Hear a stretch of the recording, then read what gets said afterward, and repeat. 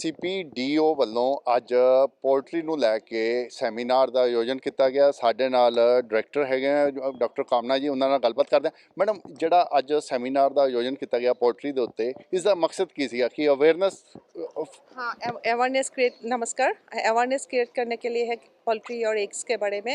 और हम जो सीपीडीओ में ज़्यादातर हम जो मार्जिनलाइज्ड फार्मर है, जो बैकयार्ड में फार्मिंग करते हैं, उनका काम करते हैं। उनको हम ट्रेनिंग्स देते हैं, फिर चूज़े भी देते हैं, जैसे जाम प्लाजा बोलते हैं, जिससे हैचिंग एग्स देते हैं, फिर अंडे देते हैं और उनसे उनका फार्मिंग हो जाता है। आज आपने देखा होगा, अगर आप उसमें थे फंक्शन में, तो हमने बहुत सारे फार्मर्स को भी फेलिसिटेट किया है, अवार्ड्स दिया गया है। वो लोग हमसे ही ट्रेनिंग लेके शुरू किया है।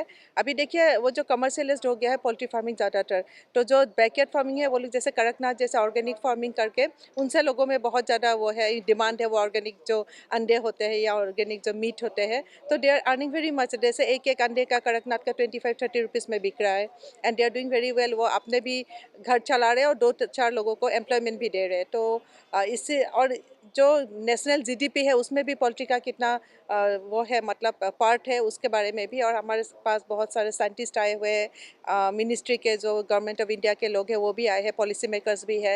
तो हम चाहते हैं कि नए कोई ऐसा पॉलिसी लाया जाए जिसमें हमारा डिमांड और भी बढ़ जाए और पोल्ट्री में थोड़ा सा और भी डेवलपमेंट हो जाए। डॉक्टर कामना, कहानी ये है, पहले जो मुर्गा था वो 20, 25, 30 अंडे साल में देता। आज उसकी कैपेसिटी हमने 330 के करीब कर दी है। इतना ही नहीं, जो मुर्गा हमारा पहले 4 महीने में 5 महीने में पलता था, आज हम उसको 28 दिन में उसको खाने लायक बना रहे हैं, उसको मीट के रूप में बेचने लायक बना रहे हैं। तो आपको नहीं लगता ये जो चीज़ें हैं ये कहीं ना कहीं हमारी बॉडी पे असर करेंगी?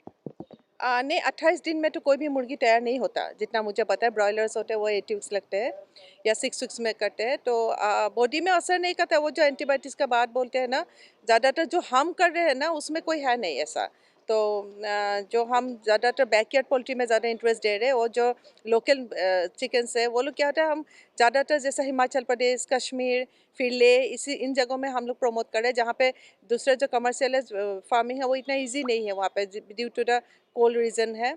तो हमारे जो बच्चे वो बहुत हर्डी है, उनको आप बाइक मतलब फीड भी इतना ज़रूरत नहीं पड़ता, और दे आर वेरी हर्डी, इतनी जल्दी मरते भी नहीं ये लोग। तो इसीलिए हम बैकयार्ड फार्मिंग का ज़्यादा कर रहे हैं। और बाकी कमर्शियल फार्मिंग, देखिए पॉपुलेशन जब बढ़ते हैं तो डिमांड्स भी बढ़ जाते हैं, तो सिर्फ बैकयार्ड से तो पूरे पॉपुलेशन का होता नहीं है। तो we'll have to go for commercial farming, तो वो भी ज़रूरत है। अभी जो पोल्ट्री का जो है ग्रोथ है, आप एग्रीकल्चर सेक्टर में 6 to 7% ग्रोथ है। एग्रीकल्चर के जहाँ 1.5 to 2% एग्रीकल्चर सेक्टर में, पोल्ट्री में ऑलमोस्ट 6 to 7। ये ज़्यादातर पोल्ट्री फार्म जो कमर्शियल फार्मिंग है उनकी वजह से हो रहे हैं। कमर्शियल फार्मिंग ऑलमोस्ट 70% है पोल्ट्री फार्मर, और 30% है जो वो अनऑर्गेनाइज सेक्टर है। उसके ऊपर government of India is giving subsidies also to for breed preservation. अब अभी देखिए ऐसा हो रहा है कि लोकल जो ब्रीड्स हुए हैं वो धीरे धीरे गुम होते जा रहे हैं।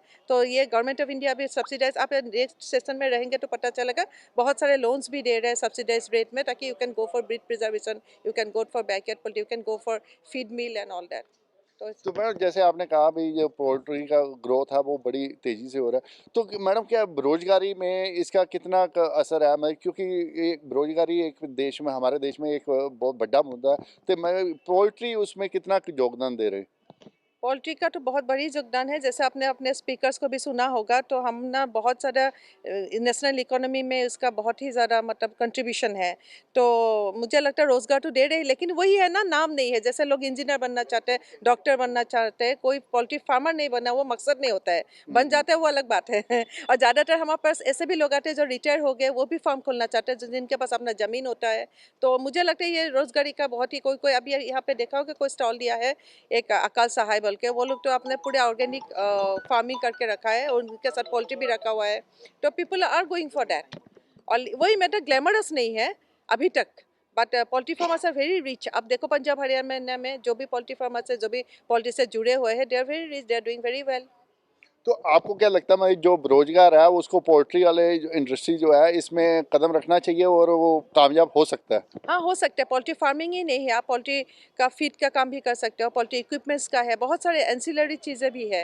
There are not only farming, इनके साथ और भी सेक्टर में बहुत सारे चीज़ें हैं। तो people can go for poultry. और ट्रेनिंग टू गवर्नमेंट हम जो दे रहे हैं वो तो एकदम कम्प्लीटली फ्री है।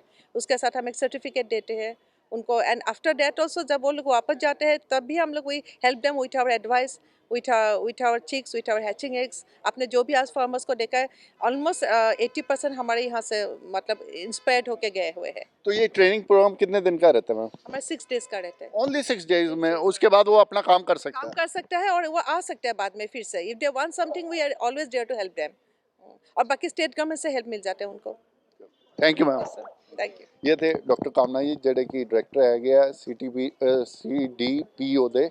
ਤੇ ਉਹਨਾਂ ਦਾ ਕਹਿਣਾ ਹੈ ਕਿ ਜਿਹੜਾ ਬੇਰੁਜ਼ਗਾਰ ਯੁਵਕ ਹੈਗੇ ਆ ਉਹਨਾਂ ਨੂੰ ਇਹ ਟ੍ਰੇਨਿੰਗ ਦਿੰਦੇ ਆ। 6 ਦਿਨ ਦੀ ਸਿਰਫ ਟ੍ਰੇਨਿੰਗ ਹੈਗੀ ਹੈ, 1 ਹਫ਼ਤੇ ਦੀ ਟ੍ਰੇਨਿੰਗ ਹੈਗੀ ਆ, ਜਿਸ ਤੋਂ ਬਾਅਦ ਉਹ ਪੋਲਟਰੀ ਬਿਜ਼ਨਸ ਜਿਹੜਾ ਸ਼ੁਰੂ ਕਰ ਸਕਦਾ। ਔਰ ਪੋਲਟਰੀ ਬਿਜ਼ਨਸ ਜਿਹੜਾ ਅੱਜ ਕੱਲ੍ਹ ਬੜਾ ਤੇਜ਼ੀ ਨਾਲ ਵੱਧਦਾ ਹੋਇਆ ਬਿਜ਼ਨਸ ਹੈ, ਜੋ ਕਿ ਪ੍ਰੋਫਿਟ ਮੇਕਿੰਗ ਜਿਹੜਾ ਬਿਜ਼ਨਸ ਹੈਗਾ ਔਰ ਬੇਰੁਜ਼ਗਾਰੀ ਨੂੰ ਖਤਮ ਕਰਨ 'ਚ ਇੱਕ ਅਹਿਮ ਯੋਗਦਾਨ ਦੇ ਰਿਹਾ। ਮੈਂ ਦਿਨੇਸ਼ ਗੋਇਲ, ਕੈਮਰਾਮੈਨ ਉਮਾ ਯਾਦ ਦੇ ਨਾਲ ਦੈਨਿਕ ਸਵੇਰਾ TV ਲਈ ਚੰਡੀਗੜ੍ਹ ਤੋਂ।